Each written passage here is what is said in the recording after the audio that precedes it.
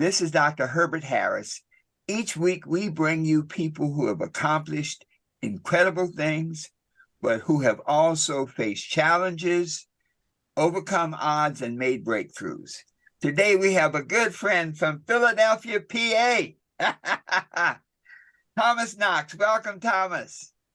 Yeah, thank you so much for having me. I'm really happy to be here and appreciate this opportunity. Well, I tell you, man, you've been doing such good things. Yeah, I was looking at some of the information about your program, the date while you wait. I think that was absolutely brilliant. Yeah, thank you so much. Yeah, it's a great ride, and it's been great to be able to connect with folks. So excited to dive into it. Well, let me ask you a question. When you have a good idea like that, how'd you break? Many times people have good ideas and get stuck. They never get it done. What was your secret to getting it done? It was just doing it. I think for me, when I was having conversation, or I'll give you some quick background. When I came up with the idea originally, I didn't just go out and do it. I shared it with some friends of mine, and they were saying that it's a great idea. That like we should do this. So it was some of the support that I had with friends, in addition to who I am as a person. I'm very outgoing.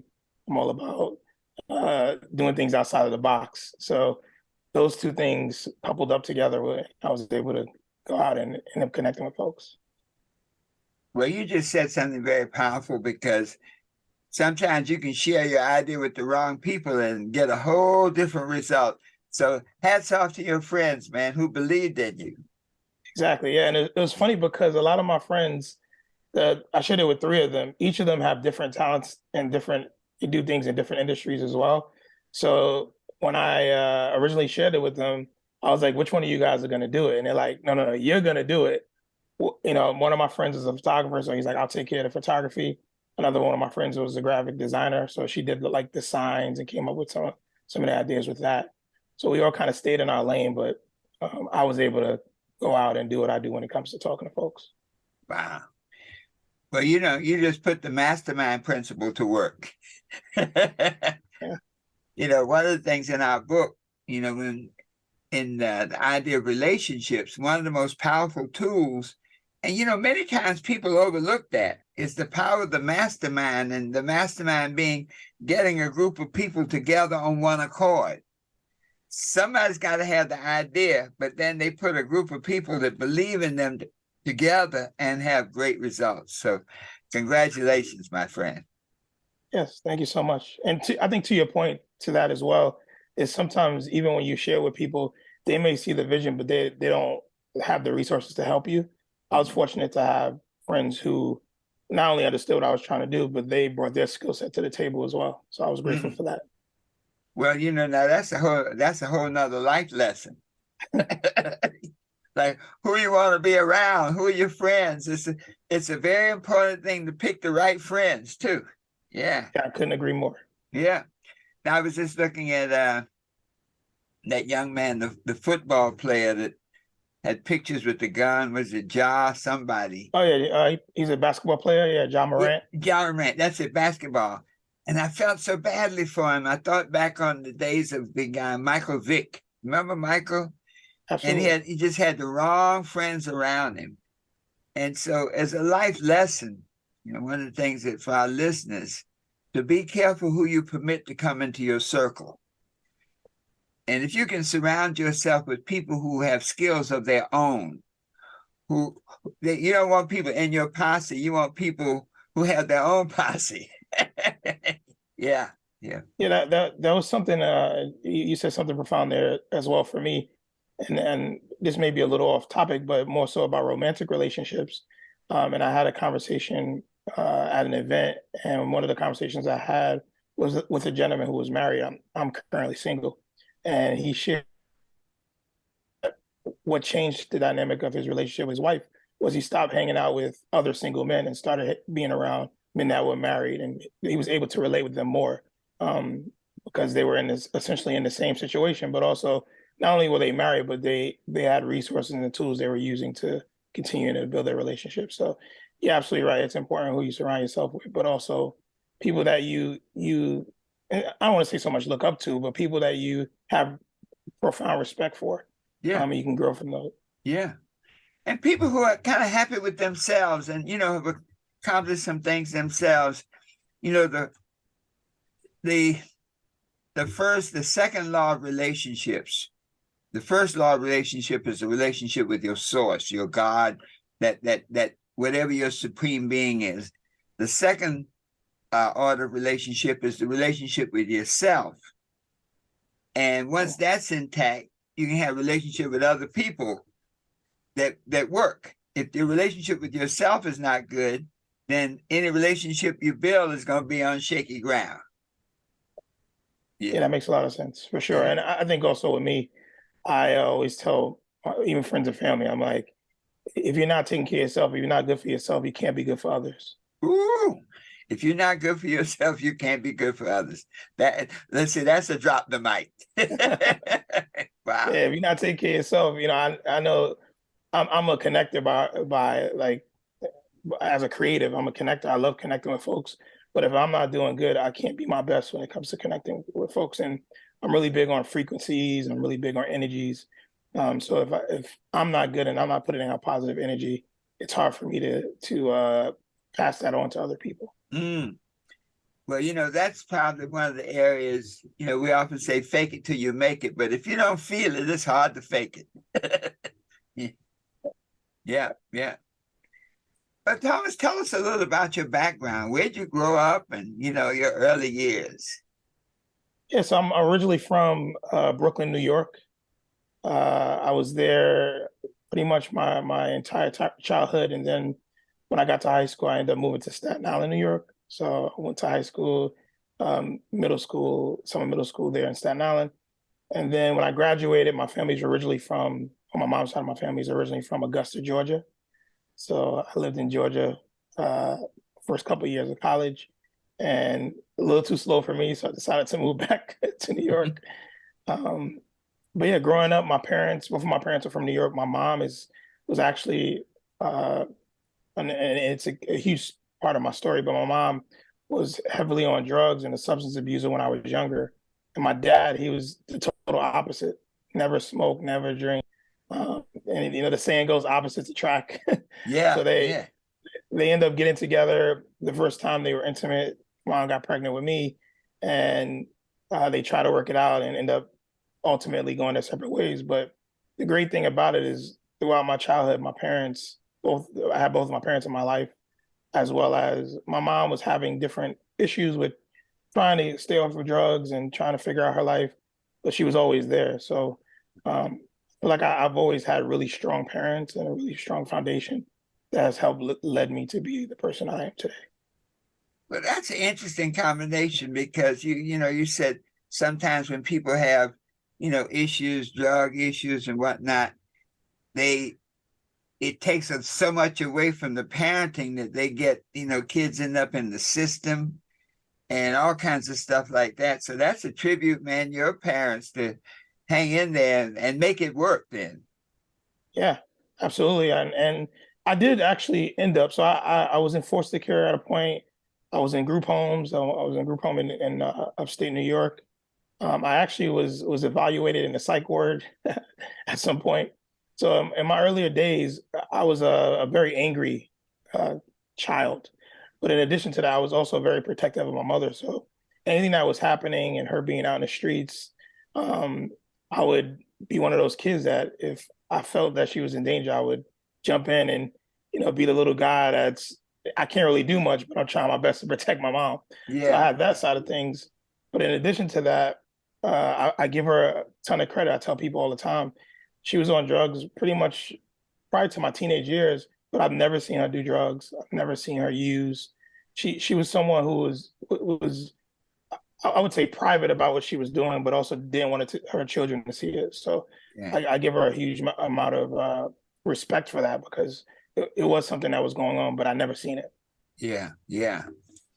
Well, that's powerful, man. I mean, now that's a story that you need to tell. It sounds like there was always there was something inside you that kept going, keep going though. Yeah. Yeah. Was there any other person who really was pivotal in your life? You know, sometimes when you go through the different phases, there's somebody that says, you know, do this, go that way, that really made a difference.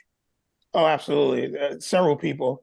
One of the people that really had like a real profound effect on me was my guidance counselor in high school. Her name was Miss Carajay. And the reason she had this huge profound effect on me is because my freshman, sophomore, and junior years in school, I wasn't doing well, and I remember like going to her probably weekly or monthly, and her being like, "Hey, you need to get your life together, or you're gonna drop out, you're gonna fail out," and I never listened. But then one day I was walking past her office, and I heard her having a conversation with someone else, and in that conversation, she shared that she was from Brooklyn. So the next time I went to her, I asked her about that, and then that created a whole new segment to our relationship that we were both from Brooklyn, so we were able to connect on that. And it gave me a way to be able to uh, be a part of who she was because she's from where I'm from. Right. And it was one of the big turnarounds for me to be able to like, get back on track because I always go and ask her like, "Hey, what part of Brooklyn are you from?" or "Where have you visited?" And she would tell me about her family and so on. Um, and she was the kind of the first person to teach me how there are ways for all of us to connect. We all have a lot in common, but we don't know we have these things in common until we have the conversations, until we discover them.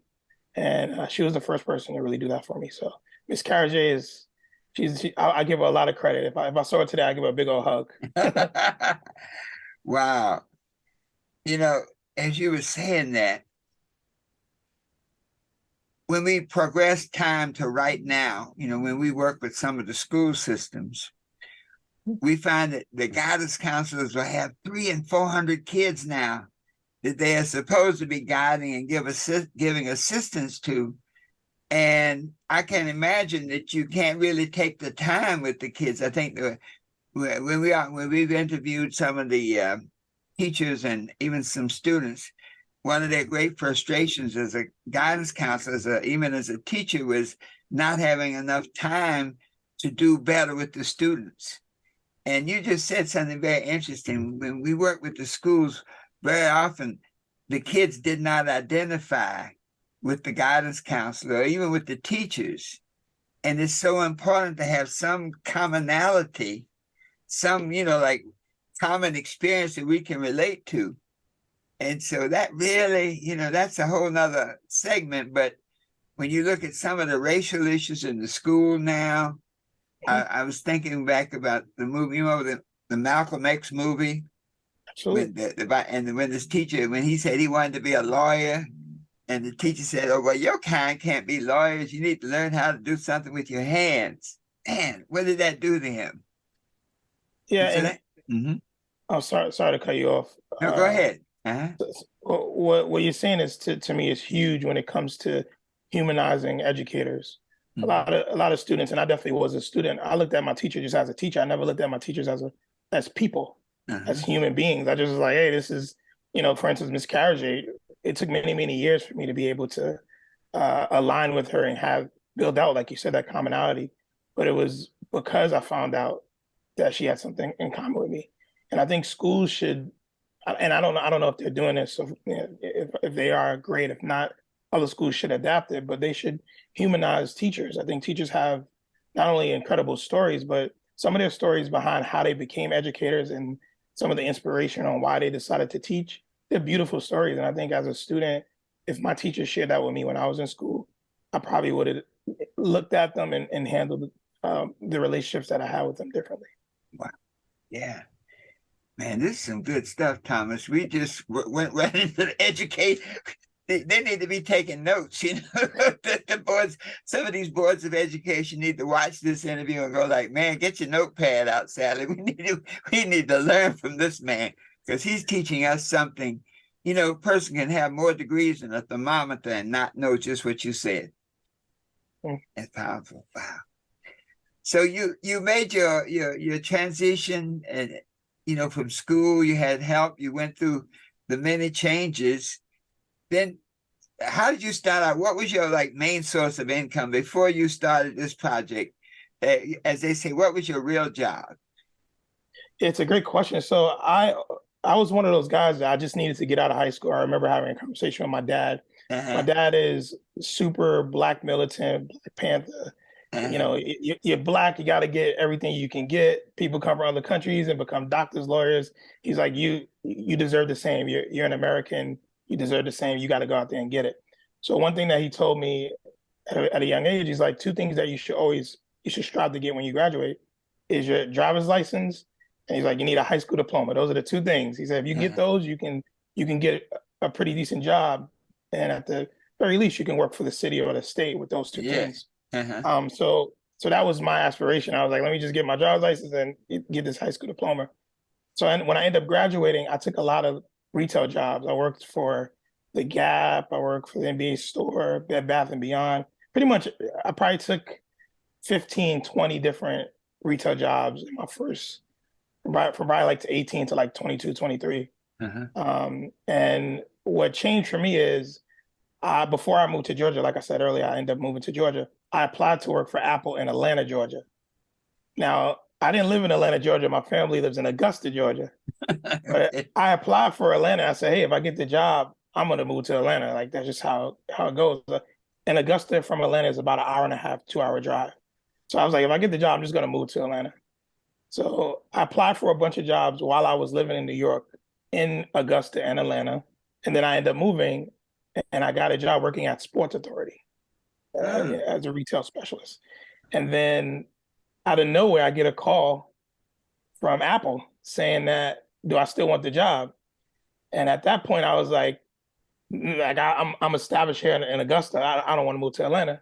But luckily for me, they were opening a location in Augusta. Ah, So okay. I end up interviewing. And funny story about my interview, and I'll quickly go into it. That's all I right. Good. lied. I Uh-huh. lied about my interview. So before I got interviewed, I never owned an Apple product. I never could afford that. So before I went in, I went to the library and I went on Apple's website and I learned all about their computers, iPods, all that. Uh-huh. So then on my interview, they asked me, "Have you ever owned an Apple product?" And I lied. I'm like, "Yes, absolutely." So then they asked me which product did I own, and I could not remember the products. I was like, and then I end up coming clean and saying, actually, I've never owned any of the products. I just I did some research. I wanted to be prepared for this interview. And they asked me questions about some of my past experience. And I ended up getting the job. So I started out at Apple as a part-time associate. And then I got promoted like four different times. I was there for 7 years. And when I resigned, I was a business specialist. So I tell people my college, I went to the University of Apple. I didn't go to any universities. Apple University. That's where I went. Yeah. So Yeah. I learned all my business acumen. I did a lot. My role was primarily helping businesses get Apple products for their companies and their employees. So I assisted with like mobile device management. Um, I helped out with repairs and things like that. Like Apple taught me so many different skills that I still use to this day. So, Hmm. uh, Well, once again, I tell you, Thomas, you have been, as a young person, there's so many just beautiful tips. Number one, apply for a bunch of jobs. Okay. And with the computer, I was speaking with a lady and she was giving advice to students who wanted to go to college. And she was saying, apply to 15, 20, 30, 40 colleges. Once one guy, and she would set up her students on a schedule, apply to 2 schools a day. And at the end of the week, you got 10. At the end of the month, you got 30 schools you applied to. And I guess you're putting the odds working in your favor. Yeah. yeah, And so that's with one this, side of it. yeah. Okay. I And would so say with that's one side of it as well. Yeah. And so with the job market, I like that approach you had to getting it out there, putting out as many feelers. My dad and your dad must have been buddies because my dad said, I used to always be waiting, like, Dad, this is gonna happen. This is gonna happen. And Dad, when my ship comes in, I'm gonna buy you all a house. When my ship comes in, I'm gonna buy this for you. So my dad said, well, let me ask you something, Herbert. Yeah. Did you send your ship out? And I'm like, oh, and so what you did, you sent out a bunch of ships. That's one lesson. Another lesson was prepare for the interview, okay, and stay in the pipeline so that they could, it's almost like when you do all you can, the universe does what it can to complement what you desire. So you didn't want to go to the mountain, so the mountain came to you. Yeah. Yeah, in addition to that, too, another thing that I tell all the young people that I speak to is even if you go on an interview and let's say they reach out to you and say, hey, we're going in another direction, I always like to ask about feedback. What was it that stood out? Did I say the right things? Is there anything I could have said better? Is there anything I could have done better? Are there other companies that you feel like I would be a good fit for? Are there other positions that like that's happened to me before where I'll apply for one position and at the end of the interview they'll be like, oh, we don't think this is a good fit. And then I ask, well, do you have another position there that you feel would be a good fit? And I've been able to get opportunities from that as well. So I think, taking it, not always taking it as a negative or as a loss, but you can turn that loss into a win very, very easy just by being open to asking those types of questions. Well, you were saying some powerful information about getting feedback. And that's something you don't hear often. That's I think that serves you very well. So if you don't get the job, what could you have done better? If that position is not available, is there one that might be a better fit for you? And so you it's like putting yourself in the picture. Yeah. And they want to, when you ask those questions, it may change their mind. I've had opportunities when I ask the questions and they're like, oh, we don't have anything right now. And then a month later they'll call me and be like, actually, we do have something available. Yeah. And what usually probably happens is they see that you're taking the initiative. Yes. And see, that's the key thing right there. When a company or anybody feels that you will take initiative, that you will do something on your own, that it's not just another job to you, that you value it. When you were saying when you had the interview for Apple, although you'd never owned the Apple product, you went to the library and studied up and got as much information as you could.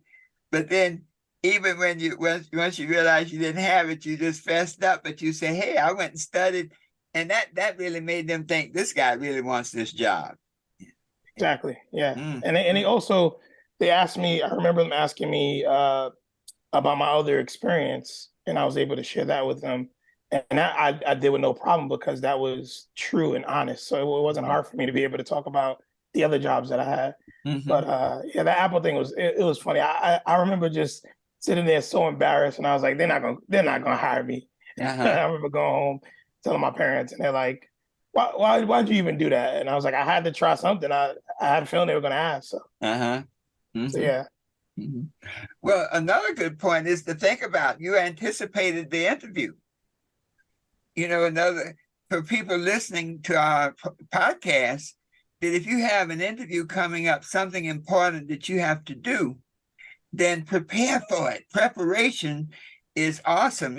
Preparation and perspiration will get you a lot of places, Absolutely. Yeah. So that was a good point. Wow.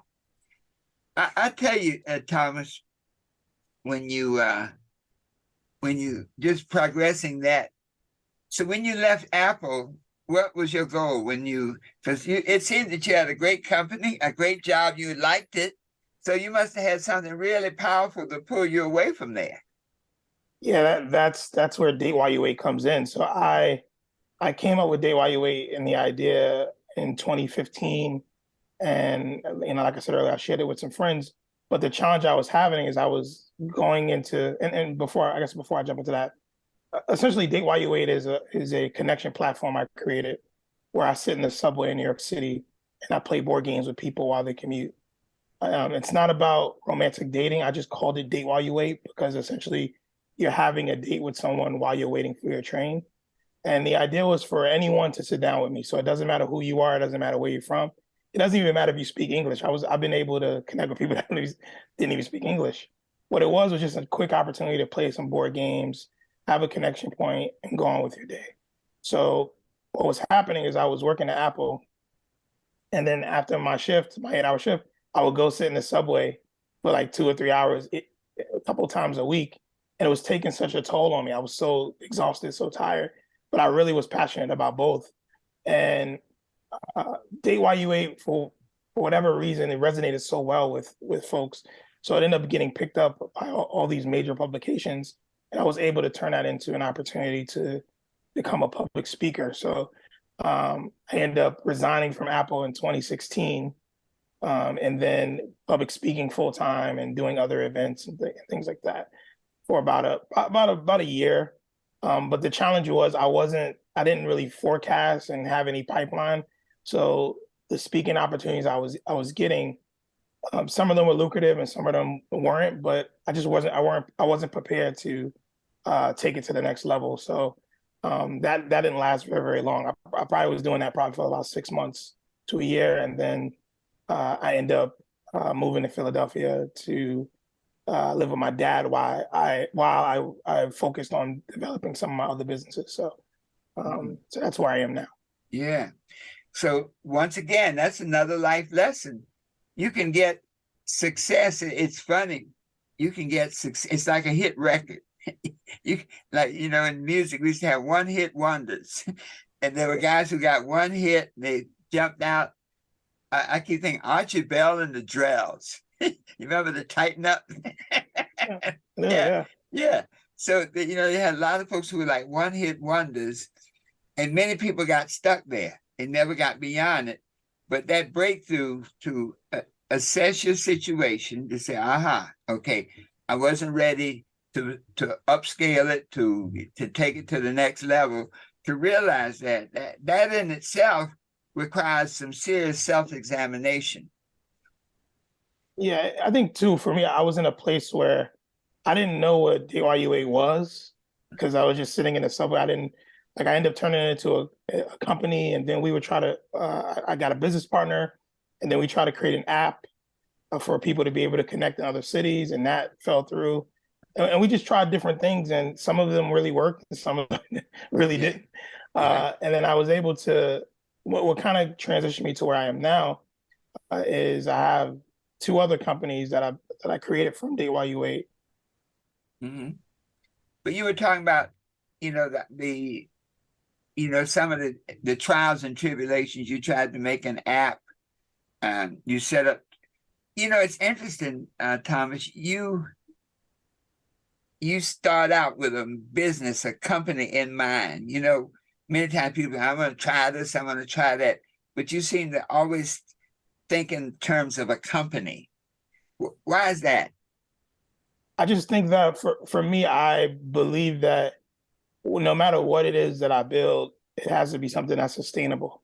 Mm-hmm. Um, and again, I didn't go to business school or law school or anything like that, but I learned enough in my life and in life experience that, pipeline's important. Being able to sustain myself is important. Important. So for me, everything that I do, I try to do it in a way where it's elevated, but also it makes sense.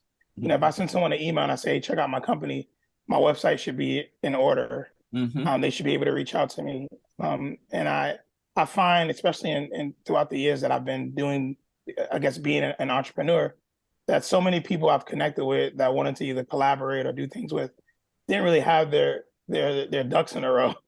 Mm-hmm. And I'm just really big on that. I'm like, no matter what I do, I want to have my ducks in a row.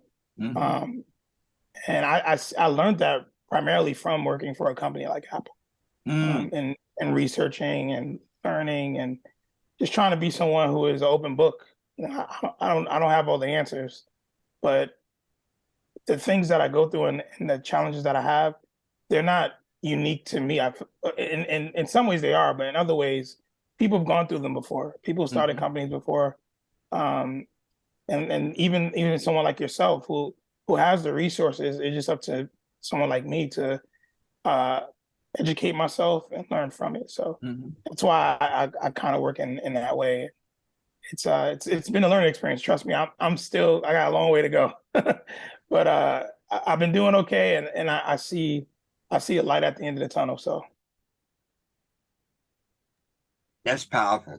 But that's a good way to think about it, because so often in our community, we have one generation businesses, one man operations, and that one man has all the information, all the resources, and it's definitely not sustainable. You take him out of the picture, it's not going anywhere. So that's a great approach.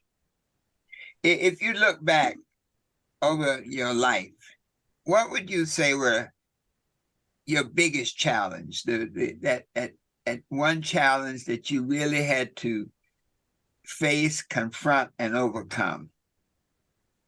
Yeah, I would definitely say that my biggest challenge was believing in myself and believing that I can accomplish whatever I put my mind to.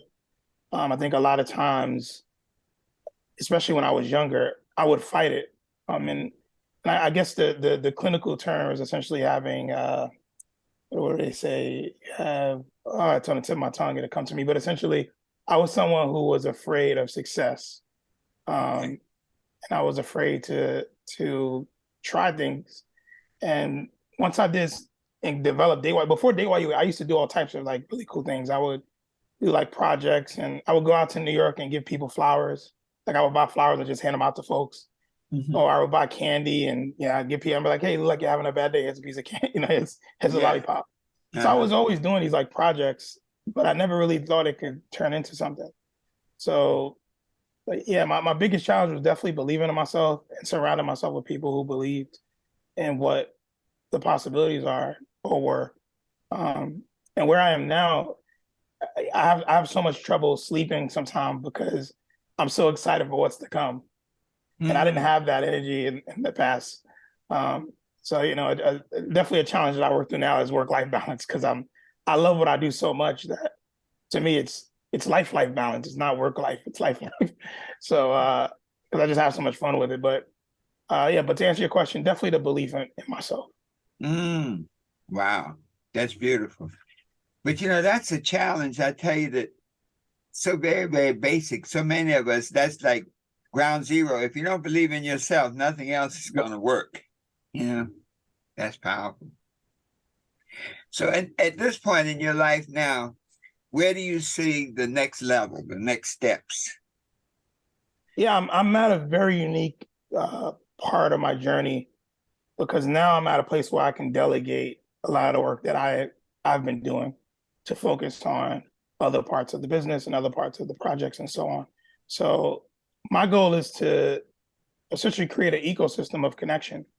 The Connection Collective is, my baby, and it was birthed from what I was doing with Date While You Wait. So my goal is really to build a team of folks who are passionate about what they do. I tell students all the time, I'm passionate about connection. That doesn't mean you have to be. Mm-hmm. You may be passionate about the arts, or you may be passionate about sports, but as long as you're passionate about what you're doing, when we work together, you bring that to the table. So I'm at a point where I'm very much focused on adding people to my team that are passionate about what they do. It can be graphic design, it can be writing, it can be speaking, it can be hosting. Whatever your passion is, if you bring that to the table and it's a part of your purpose and your mission, then for me, it can be an opportunity for us to come together and work together. So that's kind of next steps for me, just getting to a point where I can delegate and put my energy into continuing to elevate other folks. Delegate so you can elevate. Exactly. I like that. Now, you said the term, the connection, what was that full term? The Connection Collective. The Connection Collective. Yeah, that's my company where we do our events and our workshops. Okay. Beautiful. The Connection Collective. We got to do a workshop. I've been getting back into doing workshops based on the book. Did you ever get the book from my assistant? Did she send you the electronic or the paperback? You got I did. I got the electronic copy, and I think you said you would mail me the paperback. Okay, so it should be on the way to you. I'll check on that. Any thoughts about the book? Did you get a chance to look at some of the sections? Yeah, I haven't had an opportunity to take a look at it just yet. Okay. And I do plan on, like I shared this with you before, I think it'd be a great read for our book club. I host a book club. Yes. Twice year, we're currently reading Cry Like a Man Mhm. by Jason Wilson, and I'm going to bring it up to the guys, and would love to possibly have you come and join. It's via Zoom, so would love to have you come and speak to the guys as Oh, well. yeah, love to. Yeah, that's one of the things I love doing because as I see people, the workshop that we do is an interactive workshop. So the book is the text, and then we have a workbook. And what we find in the workshop is that people really having a workbook. A lot of people don't know how to take notes, for example. And so having a workbook, it sort of guides them in their learning and guides them in their note taking. And then to create an environment. I love you said the connection collection, the connection collective. And in our workshops, we try to create a collective environment where everybody feels okay to talk and to share, certain vulnerabilities, but to really learn from each other. So yeah, I'm looking forward to it. I actually did a workshop in New York and in Philadelphia down at the bookstore. What is it? Maybe Uncle Uh, Bobby's. Black and Noble. Oh yeah, Black and Noble. Yep, Yeah, yeah, yeah, they're great. I actually shop there, so I'm there pretty often. yeah. Tyson Gravity. Yeah, Tyson. Yeah, I did a workshop there once. And so, yeah, now that we're going to connect up, man, because you doing events and maybe we'd love to do something together. Yeah, I would be Yeah, honored. yeah. Now, Thomas, if you look back at your younger self, because your journey has been so, I mean, at your younger self, um, with your guidance counselor in Brooklyn, sort of giving you some direction, and look at where you are right now. What advice would you give your younger self? Yeah, the biggest advice I would give myself is to continue to be in discovery mode. Always be Mm, open to discovering. mm-hmm. Ask questions. I was someone who was very outgoing, but if you didn't know me, I wouldn't say much. I was one of those guys that it took me a while to open up if I didn't know you, because coming from coming from a parent who was a substance abuser, a lot of the people that was around her weren't doing the right thing, right? So whenever I was with her, I just stuck to her. I didn't really do much when it comes to talking to other folks. So I was never one of those kids that would be like talking to strangers, or you never had to worry about me, that type of stuff happening to me, because I Yeah. was on my mom's hip. So Mm-hmm. I would definitely say that would be the biggest thing. Continue to stay in discovery mode. Ask all questions. There are no stupid questions. You hear people say that a lot. There's no stupid questions, um, and be open to getting answers you don't want to hear. You're not getting, like, Mm. every answer is not an answer that you're gonna want to hear, but you have to be open to listening to it. Um, and I probably say the last thing would definitely be uh, listen, but don't always react. And what I mean by that is sometimes when someone's saying something to you that you may not agree with, you don't have to just come out and say you don't agree with it. Sometimes you listen, and there may be hidden gems in that message that you can take. So you take what works best for you, and then what doesn't, you put it on the shelf and you keep moving. Um, that's a great way to also alleviate conflict. Rather than going back and forth, sometimes it's just good to just listen, take it all in, and then the things that really fit what you're looking to do, stick to that. And I think even at a young age, when it comes to your friendships or elders in your life, just listen. Don't always talk back.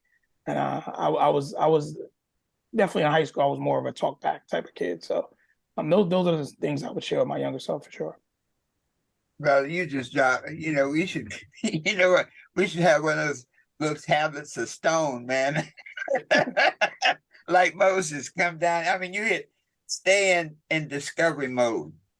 That's like always be open to learning. Ask all questions. There's no such thing as a stupid answer. And then something you've said, be open to getting answers you don't want to hear. Woo!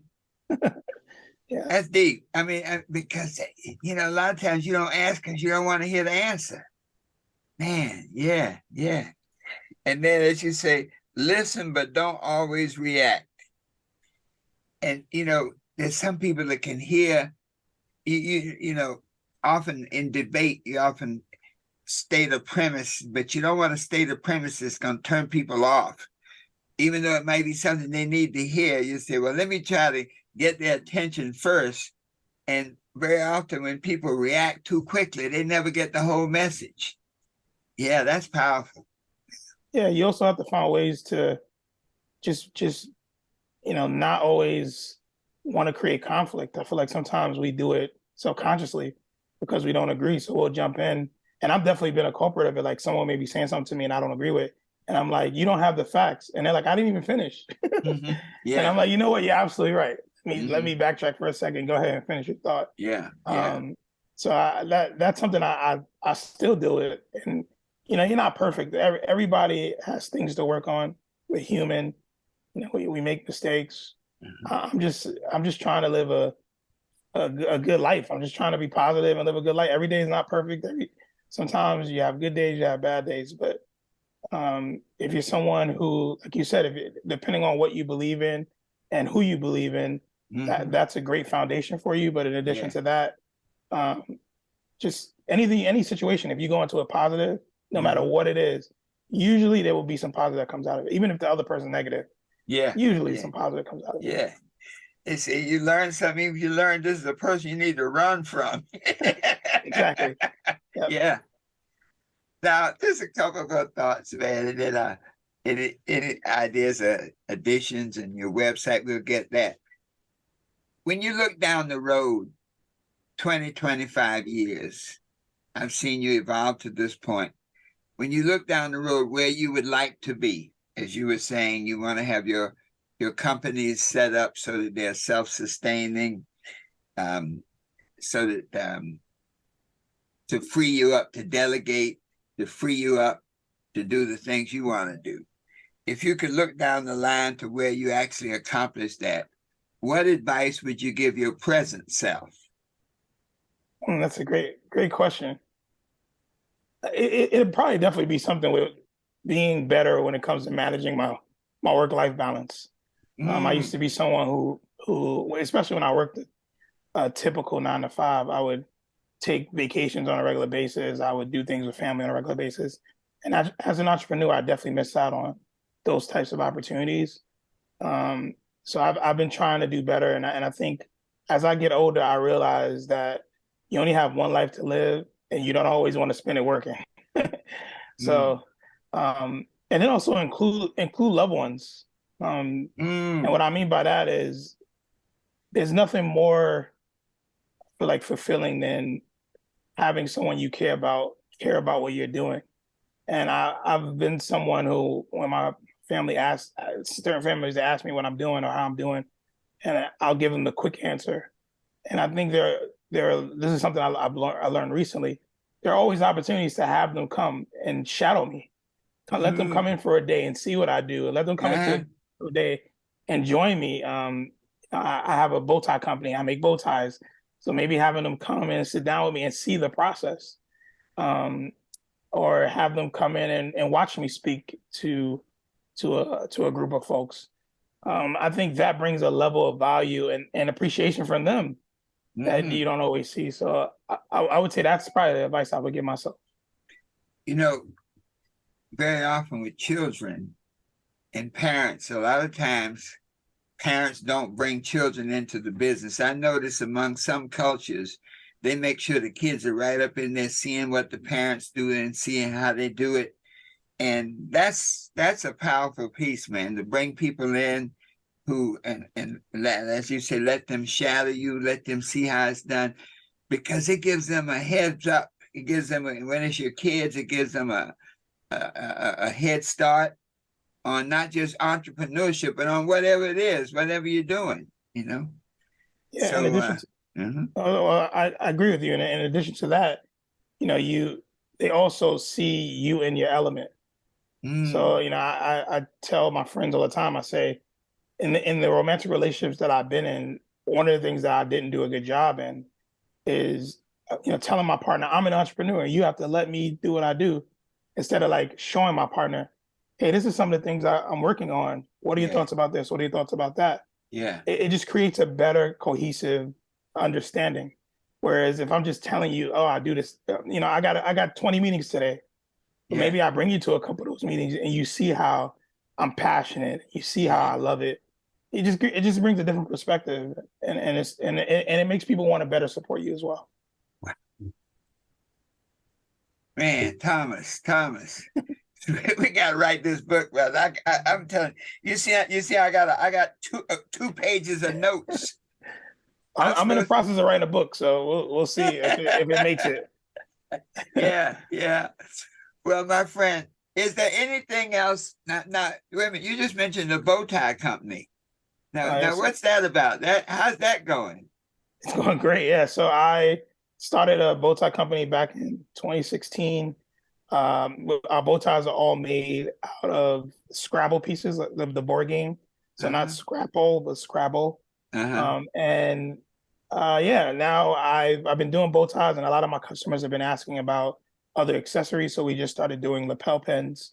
Hmm. We'll have cufflinks coming out soon, and I laser etch on them. I do different like designs and colors, and the brand is all focused on being unique in style. So a lot of our customers use our products as a statement piece, as a talking point. So people wear into weddings, to proms, speaking engagements, and so on. It's been a great business. So uh, yeah, I'm at a point where I'm taking that to the next level. Where we're adding some Yeah. folks to that business as Wow. well. Wow. Now, let's get your website so people can reach you, because it sounds like you got so much going on. When folks hear this interview, they're gonna say, I want to get some of that.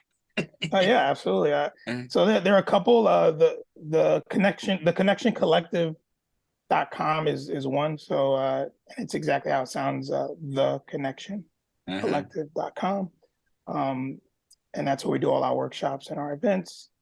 Um, and then Be Great Bow Ties is the bow tie company, and it's BE Great Bow Ties, Uh-huh. not just the leather. So Be Great Bow Ties, and then Date While You Wait is now a TV series. We've won several awards for it as well.